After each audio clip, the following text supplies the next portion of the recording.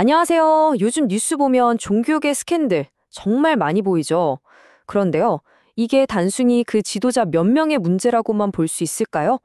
오늘 우리가 파헤쳐볼 이야기 속에는요, 어쩌면 우리 모두와 연결된 아주 놀라운 원인이 숨어 있습니다. 바로 이 질문이죠. 믿었던 만큼 배신감도 정말 크잖아요. 도대체 왜 이런 일들이 계속 벌어지는 걸까요? 보통은, 저 지도자가 타락했네, 이렇게 생각하기 쉽죠? 하지만 오늘 우리가 살펴볼 관점은요, 완전히 다른 곳을 향하고 있습니다. 자, 여기서 정말 놀라운 답변이 나옵니다. 문제의 시작이 지도자가 아니라는 거예요. 오히려 그 화살이 그들을 따르던 바로 우리를 향하고 있다는 거죠. 이게 대체 무슨 말일까요? 와, 이거 정말 도발적인 말 아닌가요?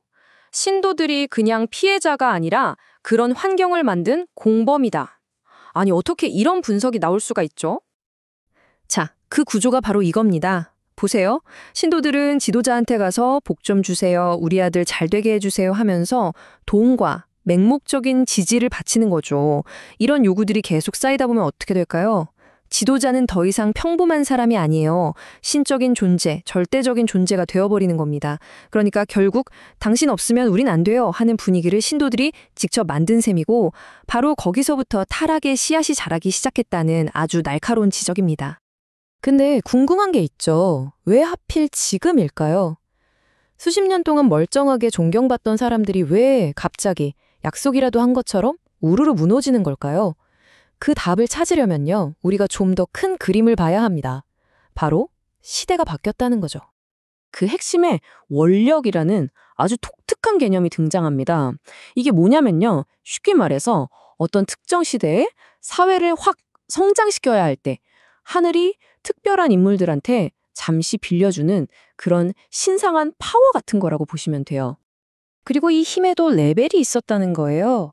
개인한테 작은 재능을 주는 건 하단, 마을이나 도시 정도를 이끄는 건 중단, 그리고 나라 전체 혹은 세계적인 조직을 만들 정도의 어마어마한 힘이 바로 상단의 힘이었다는 거죠. 바로 이 시대를 이끌었던 종교 지도자들이 이 상단의 힘을 하늘로부터 부여받았다는 겁니다. 바로 이 힘, 이 원력이 지난 수십 년간 한국의 산업과 종교가 그야말로 폭발적으로 성장하게 만든 원동력이었다는 설명입니다. 다시 말해서 그들의 엄청난 성공이 단순히 개인의 능력 때문만이 아니라 시대적인 어떤 보이지 않는 힘의 지원이 있었기 때문이라는 거죠. 자, 이게 핵심입니다. 이 힘은 영원한 게 아니었어요. 성장이라는 미션을 위해서만 주어진 일종의 기간 한정 버프였던 거죠. 그리고 그 성장기가 끝나니까 하늘이 그 힘을 다시 싹 거두어가 버렸다는 겁니다. 그럼 그 힘이 사라진 지금 세상은 어떻게 됐을까요? 그 신성한 힘이 빠져나간 빈자리를 채운 것, 그게 바로 지식입니다. 우리는 이제 지식의 시대라고 하는 완전히 새로운 세상에 살고 있는 거죠. 이 표를 보면 두 시대가 어떻게 다른지 한눈에 보이죠? 과거엔 신성한 힘이 세상을 움직였고 지도자는 그 힘을 전달하는 통로였어요. 하지만 지금은 그 힘이 사라졌습니다. 지도자는 그냥 평범한 사람이 됐고 우리 모두가 각자의 지식을 가진 동등한 지식인이 된 시대라는 겁니다. 지식이 사회를 어떻게 바꿨는지 이 표를 보면 진짜 확 와닿죠. 예전에는 딴따라라고 불렸던 분들이 이제는 아티스트님 대접을 받고요. 돌팔이 소리 듣던 사람도 전문 지식을 갖추면 의사 선생님, 교수님이 되는 세상입니다. 지식이 곧 새로운 사회적 지위가 된 거죠. 이게 정말 중요한 변화인데요. 이제는 교수님, 박사님만 지식인이 아니라는 거예요. 시장에서 장사하시는 분도, 공장에서 기술을 연구하시는 분도 모두가 자기 분야의 전문가이자 지식인으로 존중받는 시대가 왔다는 뜻입니다. 권위가 한 곳에 쏠려 있지 않은 거죠. 자, 그럼 우리 모두가 이런 지식인이 된 시대에 우리의 역할은 뭘까요? 여기서 우리에게 새로운 미션을 제시합니다. 그리고 이 새로운 미션을 이끌어갈 주체로 천손, 즉 하늘의 자손이라는 개념을 이야기합니다. 이건 우리가 다른 민족보다 우월하다 이런 얘기가 절대 아니고요.